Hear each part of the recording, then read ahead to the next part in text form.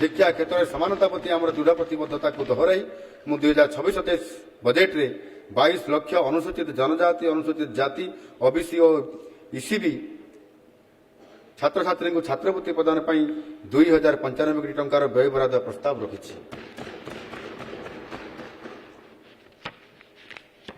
आमर अनुसूचित जनजातिर छात्र छात्री माने विद्यालय में रही सफल भाव पाठपढ़ा शेष करने निमंते शहीद माधव सिंह हाथ खर्च योजना जरिया नवम और एकादश श्रेणी में पढ़ुवा छात्र छात्री को 5,000 टंकार एककालीन सहायता प्रदान करुअछु। आर्थिक प्रतिबंधक जोगु अधार पाठ छाड़ुवा छात्र छात्री मानकर यह योजना सारा राज्य में 3 लाख अनुसूचित जनजाति छात्र छात्री को सेमानकर शिक्षा जारी रखा उत्साहित करिवो। बजेट रे यही कार्यक्रम 154 कोटी टंकार व्यवस्था करा जायछि।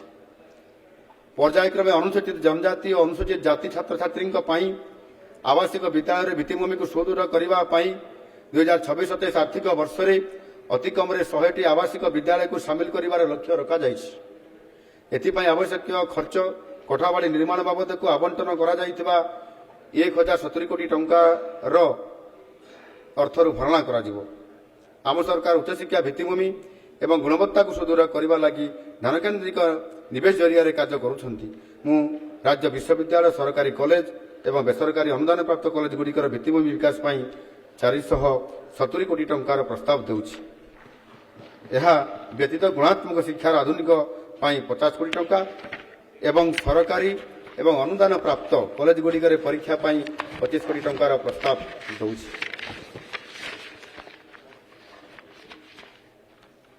उच्च शिक्षा प्राप्तिर समान सुजोग मुख्यमंत्री मेधावी छात्र प्रोत्साहन योजना को जारी रखा प्रस्ताव दूची।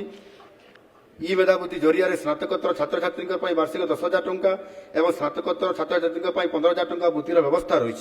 सेहीपरि व्यासकवी फकीरमोहन छात्रवृत्ति योजना +3 ओडिया सम्मान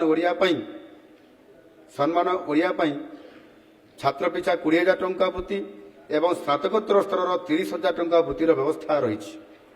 गोपबंधु शिक्षा सहायता योजना वंचित छात्र छात्री को वार्षिक 20,000 टंका एवं विदेश में स्नातकोत्तर और डॉक्टरल अध्ययन 50 लाख टंका सीमा सहित 50 जन अनुसूचित जाति जनजाति छात्र छात्री विदेश शिक्षावृत्ति प्रदान करा जिवो।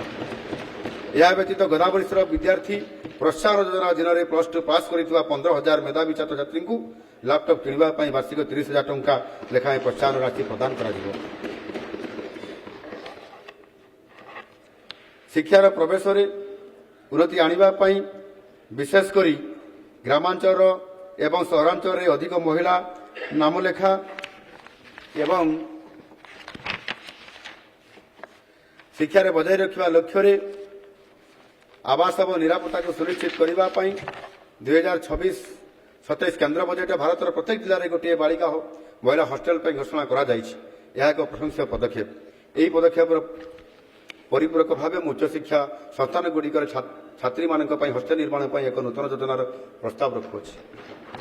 मुझे घोषणा कर आनंदित जे आम केन्द्रापड़ा जगतसिंहपुर भद्रक एवं झारसुगुड़ा जिला मुख्यालय में 4टी नूतन विश्वविद्यालय प्रतिष्ठा करने को जाऊँ।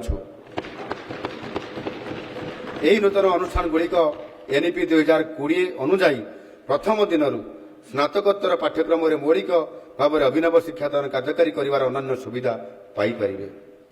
महिला छात्री मान सामग्रिक सुरक्षा एवं सशक्तिकरण सुनिश्चित करने मु 16टी राज्य विश्वविद्यालय और 741 सरकारी और अनुदान प्राप्त महाविद्यालय को सामिल करुवा शक्तिश्री योजना प्रस्ताव दूची।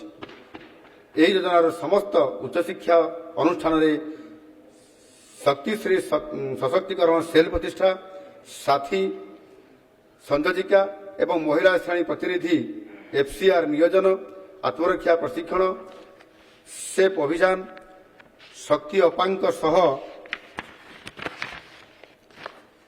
परामर्श सीसीटीवी स्थापन वार्षिक कैंपस सुरक्षा ऑडिट एवं शक्ति चोरी वार्षिक कर्मशाला अंतर्भुक्त।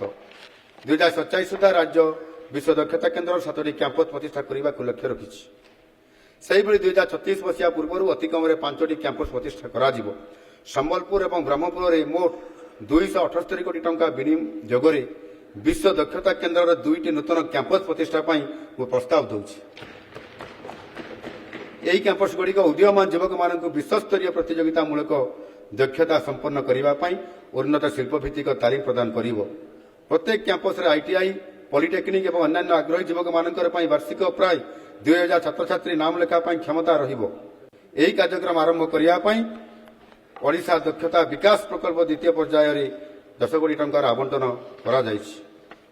ଆସନ୍ତା 2 ବର୍ଷ ମଧ୍ୟରେ ମୋଟ 40 କୋଟି ଟଙ୍କାର ବ୍ୟୟବରାଦ ସହିତ 6000 ନାନୋ ଉଦ୍ୟୋଗୀଙ୍କୁ ପ୍ରୋତ୍ସାହନ ଦେବା ପାଇଁ ମୁଁ ଉଦ୍ୟମୀ ନାମରେ ଏକ ନୂତନ ଯୋଜନା ପାଇଁ ପ୍ରସ୍ତାବ ଦେଉଛି। ଏହି ଯୋଜନାରେ ସଂରଚନା ଉଦ୍ୟମତା ବିକାଶ କାର୍ଯ୍ୟକ୍ରମ ଆନୁଷ୍ଠାନିକ ଋଣ ପାଇବା ପାଇଁ ଉପଯୁକ୍ତ ବାତାବରଣ ସୃଷ୍ଟି, ସ୍ଥାୟୀ ଉଦ୍ୟୋଗ ସୃଷ୍ଟି ସକ୍ଷମ କରିବା ପାଇଁ ମାର୍ଗଦର୍ଶନ ଏବଂ ପ୍ରତ୍ୟକ୍ଷ ସହାୟତା ଅନ୍ତର୍ଭୁକ୍ତ। ଓଡ଼ିଶାର ଦ୍ରୁତଗତିରେ ବୃଦ୍ଧି ପାଉଥିବା ଖଣି ଓ ଧାତୁ କ୍ଷେତ୍ରରେ କୁଶଳୀ ପେସାଦାରଙ୍କ ବର୍ଦ୍ଧିତ ଚାହିଦାକୁ ପୂରଣ କରିବା ପାଇଁ କେନ୍ଦୁଝରସ୍ଥିତ ସରକାରୀ ଇଞ୍ଜିନିୟରିଂ କଲେଜରେ ଖଣି ଏବଂ ଧାତୁ ବିଜ୍ଞାନ କ୍ଷେତ୍ରରେ ଏକ ଉତ୍କର୍ଷ କେନ୍ଦ୍ର ପ୍ରତିଷ୍ଠା କରିବାକୁ ପ୍ରସ୍ତାବ ଦିଆଯାଇଛି। ଟେକ୍ନୋଲୋଜିକାଲ ବିଶ୍ୱବିଦ୍ୟାଳୟ ତଥା ଇଞ୍ଜିନିୟରିଂ କଲେଜଗୁଡ଼ିକର ଭିତ୍ତିଭୂମି ବିକାଶ ପାଇଁ 2026-27 ବଜେଟ୍ରେ ମୋଟ 235 କୋଟି ଟଙ୍କା ବରାଦ କରାଯାଇଛି। ଆମ ସରକାର ଓଡ଼ିଶା ପ୍ରଯୁକ୍ତିବିଦ୍ୟା ଓ ଗବେଷଣା ବିଶ୍ୱବିଦ୍ୟାଳୟ ଭୁବନେଶ୍ୱର ଏବଂ ବୀର ସୁରେନ୍ଦ୍ର ସାଏ ପ୍ରଯୁକ୍ତିବିଦ୍ୟା ବିଶ୍ୱବିଦ୍ୟାଳୟ ବୁର୍ଲାକୁ ବିଶ୍ୱସ୍ତରୀୟ ବୈଷୟିକ ବିଶ୍ୱବିଦ୍ୟାଳୟରେ ପରିଣତ କରିବା ଉପରେ ଧ୍ୟାନ ଦେଉଛି। ମୁଁ ବର୍ତ୍ତମାନ ପାରାଦୀପ ଏବଂ ବଲାଙ୍ଗୀରରେ 2ଟି ନୂତନ ସରକାରୀ ଇଞ୍ଜିନିୟରିଂ କଲେଜ ସ୍ଥାପନ କରିବା ପ୍ରସ୍ତାବ ରଖୁଛି। ଆମ ସରକାର 2025-26 ଠାରୁ 2027-28 ପର୍ଯ୍ୟନ୍ତ 3 ବର୍ଷ ପାଇଁ ମୋଟ 500 କୋଟି ଟଙ୍କାର ବ୍ୟୟବରାଦ ସହିତ ଉତ୍କର୍ଷ ଆଇଟିଆଇ ଯୋଜନାକୁ ଅନୁମୋଦନ କରିଛନ୍ତି। ବର୍ତ୍ତମାନ ଥିବା 5ଟି ସରକାରୀ ଆଇଟିଆଇକୁ ଫ୍ଲାଗସିପ୍ ଉତ୍କର୍ଷ ଆଇଟିଆଇ ଭାବରେ ଉନ୍ନତ କରିବା ପାଇଁ ଏହି ଯୋଜନା କାର୍ଯ୍ୟକାରୀ କରାଯାଉଛି। ଉଦୀୟମାନ ବ୍ୟବସାୟ, ଦୃଢ଼ ଶିଳ୍ପ ଭାଗିଦାରୀ, ଉତ୍କର୍ଷ କେନ୍ଦ୍ର ଏବଂ ଆଧୁନିକ ଭିତ୍ତିଭୂମି ପାଇଁ ପ୍ରତି ଆଇଟିଆଇରେ ପ୍ରାୟ 100 କୋଟି ଟଙ୍କା ବିନିଯୋଗ କରାଯିବ। 2026-27 ଆର୍ଥିକ ବର୍ଷ ପାଇଁ ମୁଁ ଏହି ଯୋଜନାରେ 100 କୋଟି ଟଙ୍କାର ପ୍ରସ୍ତାବ ରଖିଛି। ଏହା ବ୍ୟତୀତ ଆଧୁନିକ ପ୍ରଶିକ୍ଷଣ ସୁବିଧା, ଅତ୍ୟାଧୁନିକ କର୍ମଶାଳା ଏବଂ ଡିଜିଟାଲ ଶିକ୍ଷା ଭିତ୍ତିଭୂମିର ଉପଲବ୍ଧତା ସୁନିଶ୍ଚିତ କରିବା ପାଇଁ ଆଇଟିଆଇ ପାଇଁ 260 କୋଟି ଟଙ୍କା ଆବଣ୍ଟନ କରାଯାଇଛି।